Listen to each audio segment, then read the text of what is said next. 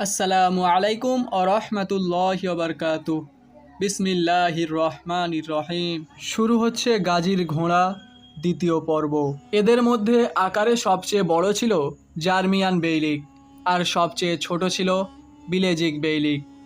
Byzantine সাম্রাজ্যের পূর্ব সীমান্তের সাথেই ছিল জার্মিয়ান, কারেসি, বিলেজিক আর হামিদি বেইলিকের অবস্থান। এই অঞ্চলের রাজনীতি দিনকে দিন জটিল হয়ে উঠছিল।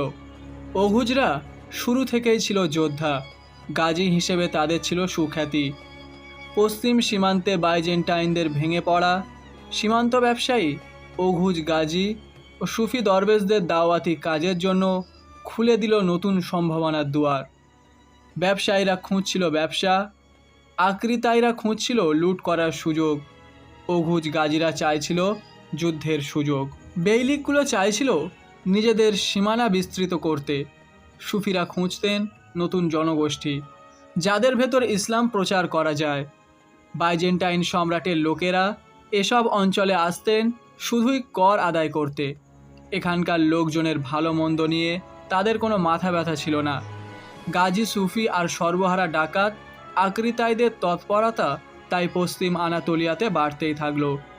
আমরা ত্রয়োদশ শতাব্দীর শেষ দিকের কথা বলছি। নক্ষত্রের ভেঙে পড়া অবশেষ থেকে যেমন গ্রহেরা জন্মায়, তেমনি সাম্রাজ্যের ভেঙে পড়া টুকরোগুলো থেকে জন্ম নেয় নতুন এক বা একাধিক রাজ্য। আর এক একটা সাম্রাজ্যের ভাঙা গড়া মানেই কিছু মানুষের সব হারানো, কিছু মানুষের জন্য আবার তা খুলে দেয় সৌভাগ্যের নতুন দিগন্ত। বাইজেন্টাইন সাম্রাজ্য আর সেলজুক সালতানাত, এককালের দুই সুপার পাওয়ার যখন ধীরে ধীরে ভেঙে পড়ছিল, তখন আনাতোলিয়ার বুকে গজিয়ে ওঠা তুর্কি আমিরাতগুলো ক্রমেই হয়ে উঠছিল শক্তিশালী। এখানেও অনেক মানুষের ভাগ্যে নেমে এসেছিল দুর্ভোগ। বাইজেন্টাইন ভূমিতে চাকরি আর জমি হারিয়েছিল এককালের শক্তিশালী আক্রিতাইরা, আর সেলজুক সেনাবাহিনী কাঁপিয়ে বেড়ানো অনেক যোদ্ধারাই হয়ে পড়েছিল বেকার। ওদিকে নতুন সম্ভাবনা জেগে উঠেছিল আনাতোলিয়ার খ্রিস্টান সামন্ত জমিদার অভিজাতদের মধ্যে, কারণ বাইজেন্টাইন সম্রাটের জমিতে তখন সরাসরি তাদের অধিকার প্রতিষ্ঠা হয়েছিল।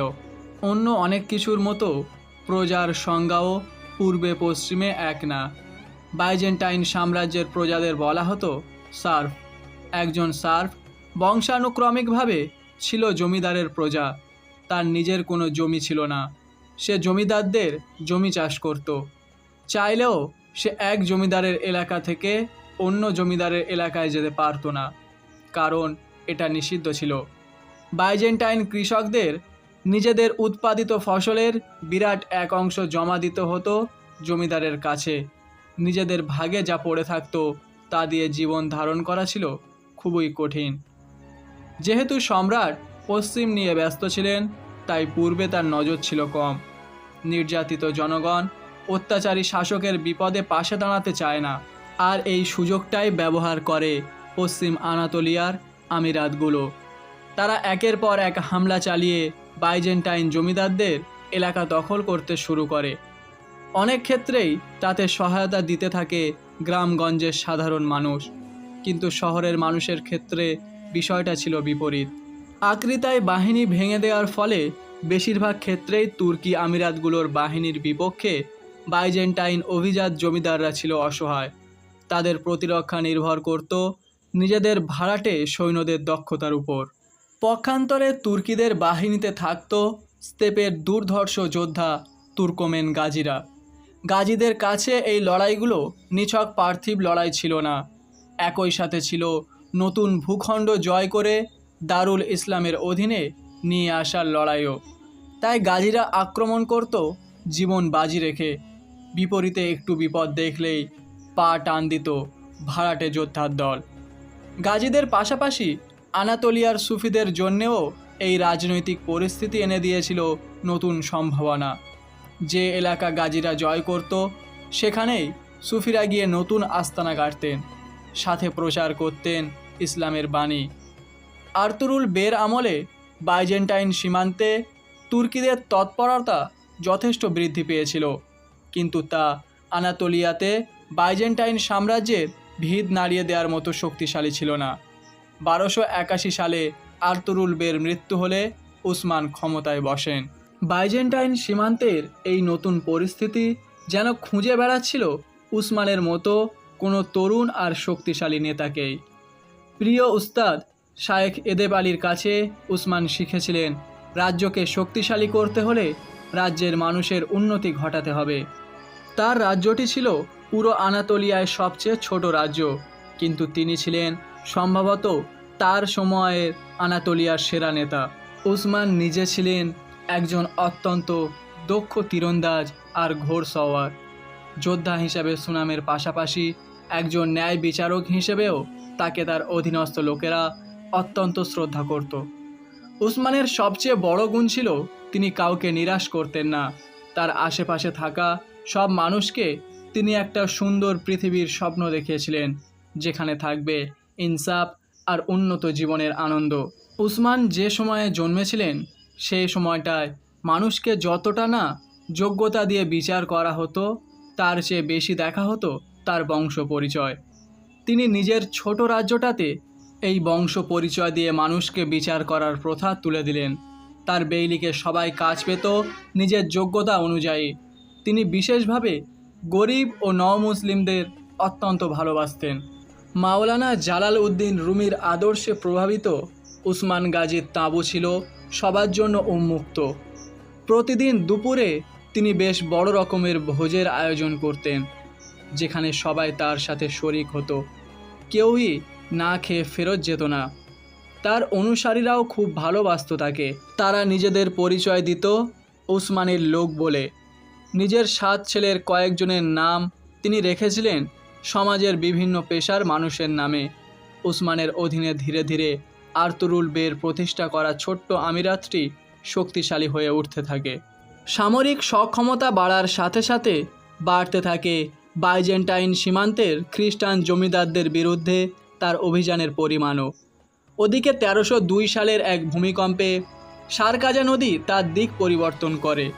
বিথিনিয়ার বাইজেন্টাইন দুর্গগুলোর প্রতিরক্ষা ব্যবস্থা ছিল পুরোপুরি এই নদীকে কেন্দ্র করে গড়ে তোলা। নদীর দিক পরিবর্তনে এই দুর্গগুলো অচল পয়সায় পরিণত হয়। উসমান সুযোগ হাতছাড়া করার মতো লোক ছিলেন না। একের পর এক জমিদারকে পরাজিত করে তাদের দখলে থাকা ভূখণ্ডকে ইসলামী শাসনের আওতায় নিয়ে আসতে থাকেন তিনি। উসমান কোনো এলাকা জয় করার সাথে সাথে তিনি সেখানকার প্রজাদের বকেয়া কর মওকুফ করে দিতেন। তাই আনাতোলিয়ার গ্রামগুলোর খ্রিস্টান জনগণের পক্ষ থেকে তাকে কোনো বাধাই দেয়া হচ্ছিল না। এক পর্যায়ে তিনি ইয়েনি শেহের নামে একটি শহর বাইজেন্টাইনদের কাছ থেকে ছিনিয়ে নিয়ে তাকে নিজের রাজধানী ঘোষণা করেন। সেই সাথে নিজেকে ঘোষণা করেন সুলতান। 1299 সালে বাইজেন্টাইনদের বিরুদ্ধে তার সাফল্যে আনন্দিত হয়ে তাকে একটি ঘোড়ার লেজ চিহ্নিত পতাকা, কাফতান ও ঢাক পাঠিয়ে তাকে অভিনন্দন জানান সেলজুক সুলতান। একটা ছোট আমিরাত থেকে নতুন এক সালতানাতের জন্ম হলো। এর নাম উসমানী সালতানাত, দেভলেত-ই আহলিয়ে আল উসমানিয়া। তুমি যদি তীরের ওপর নিজের নিয়ন্ত্রণ আনতে চাও, তোমাকে আগে নিজের নফসের ওপর নিয়ন্ত্রণ আনতে হবে। ধনুক ধরার সময় নিজের হৃৎপিণ্ডের স্পন্দনকে অনুভব করবে। যদি বুকের ভেতর ধক ধক আওয়াজ শোনো, বুঝবে আল্লাহর সাহায্যের জন্য তুমি এখনও তৈরি নও। নিজেকে প্রশান্ত করো, প্রশ্বাসের আরও গভীরে চলে যাও। তারপর আবার নিজের হৃৎস্পন্দনকে অনুভব করতে চেষ্টা করো। দেখবে তুমি আর ধক ধক আওয়াজ শুনছো না। তোমার রবের নাম তোমার হৃৎপিণ্ড জিকির করছে। প্রশ্বাসের সাথে তখন তোমার পুরো শরীরের প্রতিটা পেশি সজাগ হবে। ধনুকের ছিলা এবার টান টান করো।